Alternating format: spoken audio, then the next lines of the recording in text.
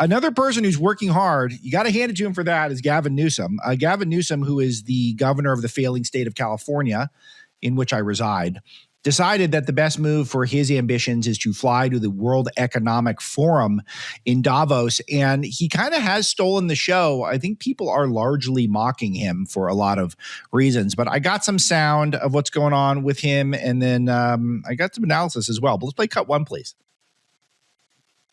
It's time to get serious and stop being complicit. It's time to stand tall and firm, have a backbone. I can't take this complicity. People rolling over. I should have brought a bunch of knee pads for all the world leaders. I mean, handing out crowns and this is pathetic. Nobel Prizes, they're being given away. I mean, it's just pathetic. And I hope people understand how pathetic they look on the world stage. Wake up. Where the hell has everybody been? Stop with this diplomacy of sort of niceties and somehow we're all going to figure it out. Stop saying one thing privately and another publicly. Have some spine. So here's what's happening here is the governor of California who's going to run for president of the United States. I can't believe it hasn't even been announced yet. It's so obvious it's happening. He's mad that world leaders, Europe in particular, is rolling over to America. He's mad that America, the American president, is getting this level of respect around the world, that people are trying to cut deals with us. He's telling foreign countries to stand up to the American president while he's overseas. Goes overseas is something that we saw with John Kerry, we saw with Barack Obama, we see with all sorts of celebrities, the Bruce Springsteens of the world. One of the things I hate the most is when some of these pampered elites, of which Gavin Newsom is one of them. Remember, before he was in politics, for a brief minute, he was in the wine business, and his dad was one of the general counsels for Getty Oil, one of the biggest companies in the country. So this is a guy who was born on third base and was told he's hit a triple his whole life. I think that's a Larry Elder quote. And he's out there overseas trashing other countries because they are doing what the American president wants. Just picture if I did something like that, if a Republican conservative senator said something like that, overseas governor, we'd be called traitors. We'd be called absolute traitors. That's happening.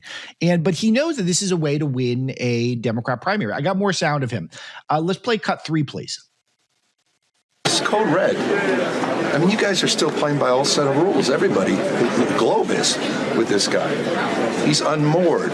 It's the law of the jungle. It's the rule of dawn. And I hope it's dawning on the world what we're up against. I mean, this is serious. This guy he's not mad. He's very intentional, but he's unmoored and he's unhinged.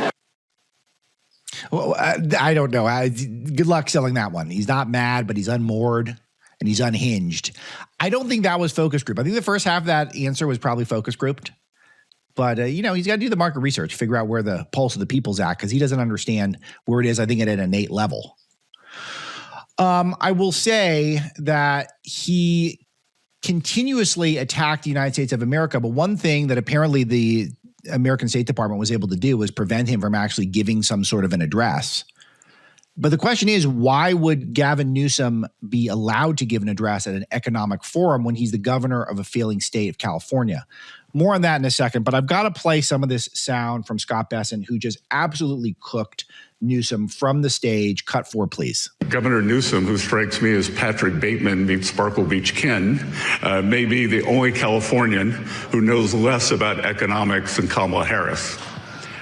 He's here this week with his billionaire sugar daddy, Alex Soros, and the Davos is a perfect place for a man who, when everyone else was on lockdown, when he was having people arrested for going to church, he was having $1,000 a night meals at the French Laundry, and I'm sure the California people won't forget that. No, I don't think the American people will either. This is a guy who locked down more people than just about anyone else in the entire country, and he is now going around the world and trying to lecture us on how to govern, how to rule. It's very interesting. And obviously, this is something that the donors want. And Scott Besson referenced Alex Soros. Alex Soros is George Soros' son, who does not seem like a super bright guy, but is highly aggressive. And he will be the one who will be running George Soros' political operation. If he isn't already, certainly when Soros finally keels over, whenever that may be, this is going to be the guy in charge. He's about my age, highly aggressive.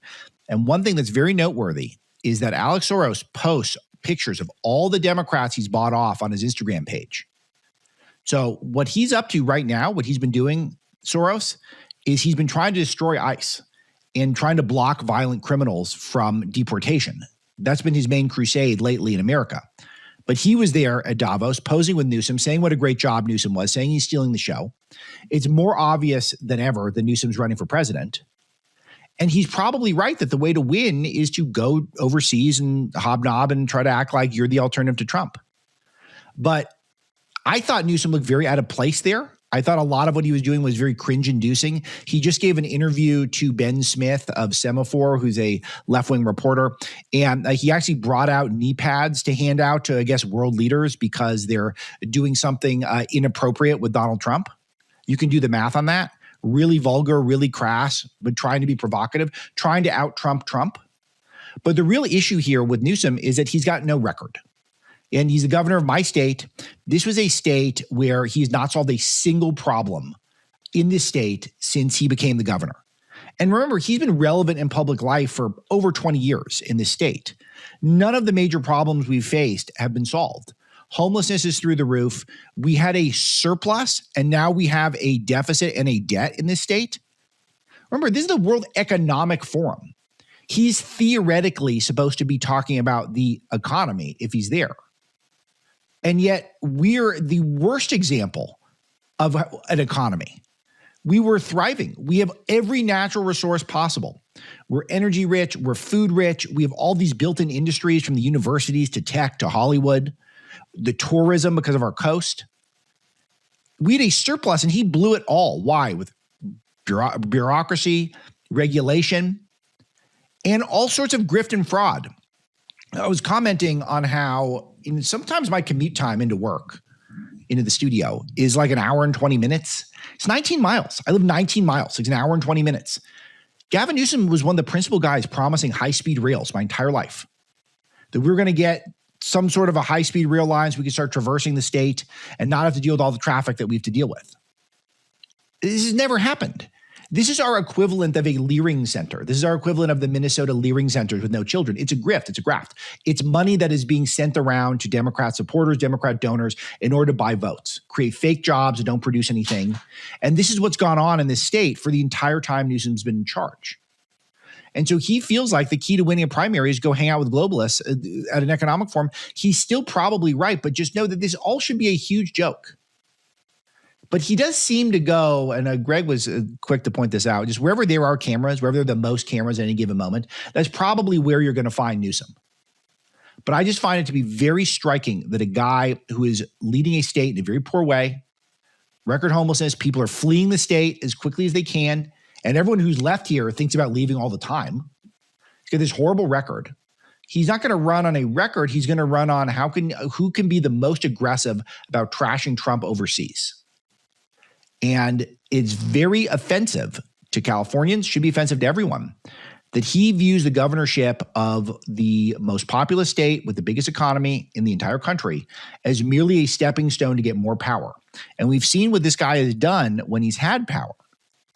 What he's done is he's locked people down more than anyone else and has not let the science guide him in his policymaking, but let power and a lust for power guide him.